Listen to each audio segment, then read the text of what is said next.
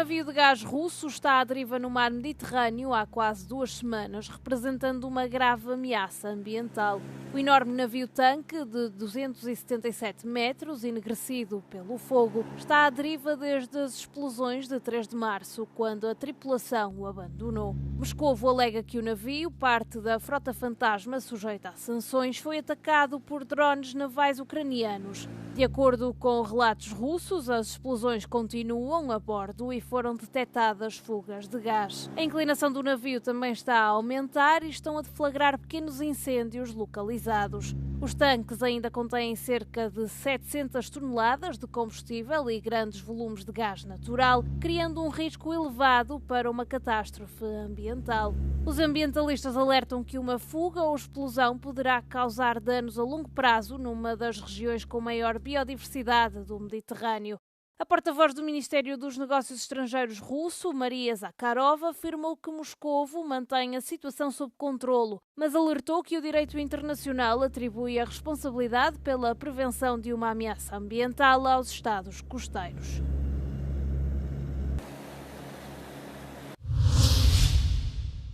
Cerca de 90 navios, incluindo petroleiros, atravessaram o Estreito de Hormuz desde o início do conflito com o Irão.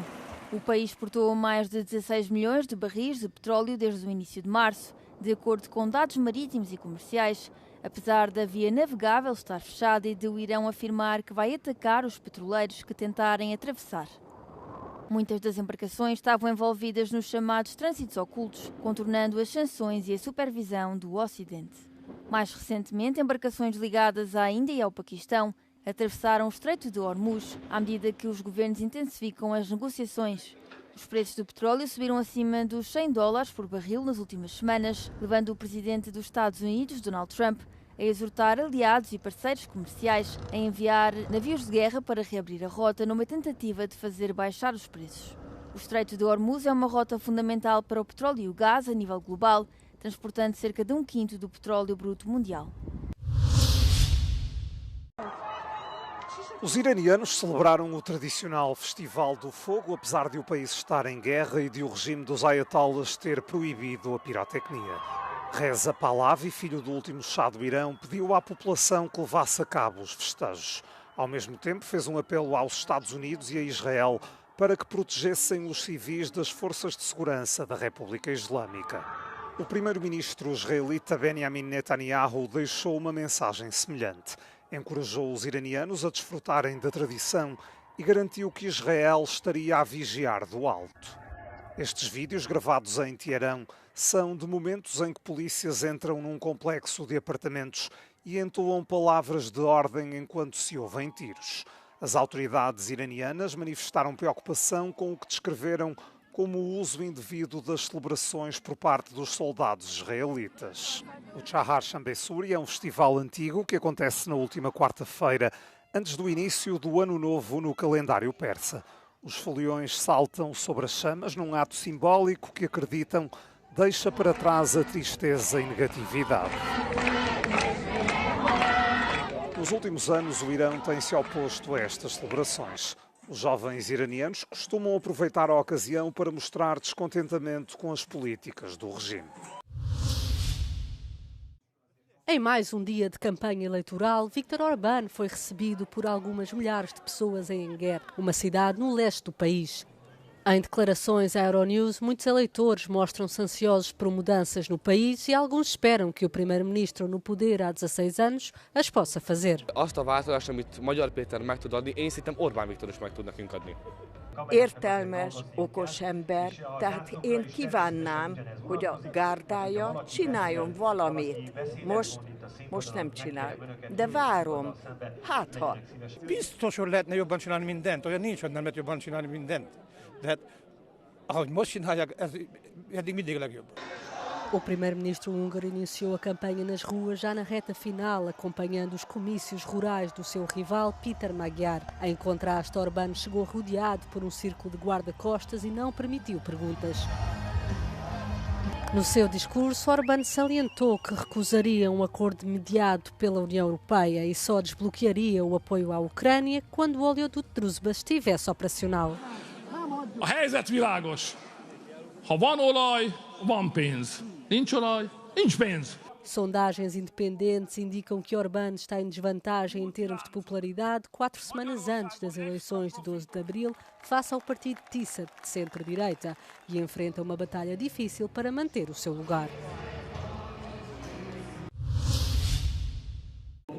O líder da Igreja Ortodoxa da Geórgia, Ilia II, morreu esta terça-feira aos 93 anos, informou a Igreja após quase 5 décadas à frente de uma das instituições mais poderosas do país. Ilia II tinha sido hospitalizado na mesma manhã em estado crítico com uma hemorragia grave no estômago, informou o hospital. Foi uma figura marcante, é uma perda tremenda para a Igreja Ortodoxa, disse Shio Mujiri, que irá liderar a Igreja Ortodoxa Georgiana até à eleição do novo patriarca. Ilia II liderou a Igreja desde 1977, quando o país do Cáucaso ainda fazia parte da União Soviética e as práticas religiosas eram restritas. Isto fez dele um dos líderes religiosos mais antigos do mundo. Está prevista a eleição de um novo patriarca dentro de 2 meses. Um tribunal belga adiou a decisão sobre um caso climático sem precedentes entre um agricultor e a Total Energies, 2 anos após a denúncia. O agricultor belga Hugues Fales conta com o apoio de grupos ambientalistas, incluindo a Greenpeace, num caso que esperam que venha a ser um ponto de viragem na luta contra as alterações climáticas. Esperava-se que o veredito do processo, em curso desde novembro, fosse proferido na quarta-feira, mas foi agora adiado para setembro.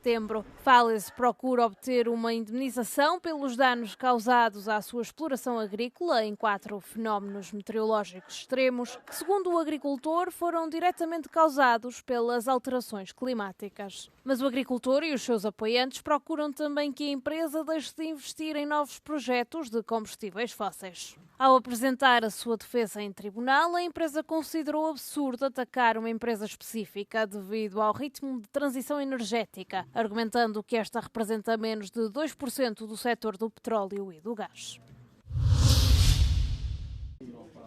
O consumo de MDMA, também conhecido como ecstasy, está a diminuir na Europa, enquanto o de cetamina e cocaína está a aumentar. Em 2025, os resíduos de MDMA detectados em águas residuais europeias diminuíram quase 16% em comparação com o ano anterior, de acordo com um novo estudo da Agência Europeia de Luta contra a Droga, que analisou amostras de águas residuais em 115 cidades europeias.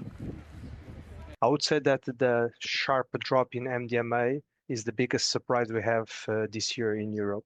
From 15 to 24, we see that the user preferences are going towards different substances like ketamine, but also synthetic cathinones. So this might be one of the explanations for the drop we are seeing. Em contrapartida, de 2024 a 2025, a carga de metabolitos de cocaína detectada em águas residuais europeias aumentou 22% e a de cetamina 41%. Regarding cocaine use, we know, and we are seeing this steady increase already for the last 3 or 4 years. It also mimics an increase in the availability of cocaine in the European market, but also a bit worldwide. So we are not so surprised. O estudo revela diferentes hábitos de consumo pela Europa. As maiores concentrações de MDMA foram encontradas em cidades da Bélgica, Espanha e Países Baixos. A cannabis, a droga ilícita mais consumida na Europa, foi encontrada a maior quantidade nos Países Baixos, Alemanha e Eslovénia. A anfetamina é mais comum no norte da Europa, enquanto a metanfetamina é mais consumida na Chequia, Eslováquia e em partes da Alemanha. O governo grego apresentou o seu plano para proibir a venda de tabaco e álcool a menores, centrando-se principalmente na forma como os proprietários dos estabelecimentos comerciais têm de verificar a idade dos clientes. A lei foi aprovada no verão passado e foi agora apresentada à aplicação digital para o efeito. Τι έχει παρατηρηθεί? Ότι στους ελέγχους υπήρχε πάρα πολύ συχνά η δικαιολογία ή ότι δεν κατάλαβα ότι είναι ανήλικος ή ότι μου έδειξε ταυτότητα που εγώ δεν κατάλαβα ότι είναι ψευδής. Αυτό που κάνουμε σήμερα αφαιρεί αυτή τη δικαιολογία. Άρα κάνει ευκολότερο τον έλεγχο, πιο καθαρή τη μεταξύ μας σχέση και ευκολότερο την επιλογή προστίμου. Assim, os lojistas terão de utilizar a leitura de códigos QR da aplicação Kids Wallet para verificar a idade.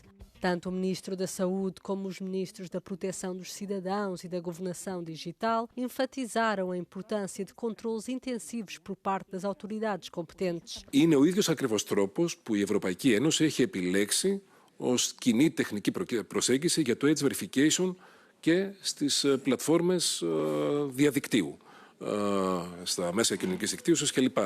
Συνεπώς, είναι η πρώτη ευρωπαϊκή υλοποίηση αυτή την οποία έχουμε πραγματοποιήσει στο Kids Wallet και στο Wallet. Além da verificação da idade, a aplicação Kids Wallet permite o controle parental de forma mais acessível.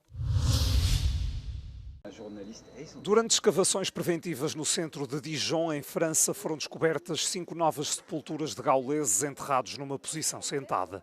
São ao todo 18 nesta configuração, localizados perto ou debaixo do pavimento do recreio de uma escola primária da cidade. Os esqueletos são de homens virados para o oeste e sem quaisquer pertences pessoais, exceto uma braçadeira de pedra preta que ajudou a determinar a data das mortes. Nos últimos 30 anos, Dijon habituou-se à descoberta de vestígios de gauleses no subsolo. Os últimos achados permitem aos arqueólogos reforçar a hipótese de um povoado gaulês estruturado sob o que é hoje um bairro do centro da cidade. Trata-se, no entanto, de algo raro. Apenas 75 esqueletos de gauleses sentados foram encontrados em todo o mundo, 20 deles retirados de Dijon. Por descobrir está o significado da posição das ossadas. Sacrifício, honra, extermínio de inimigos. Para já os arqueólogos não se inclinam para qualquer teoria.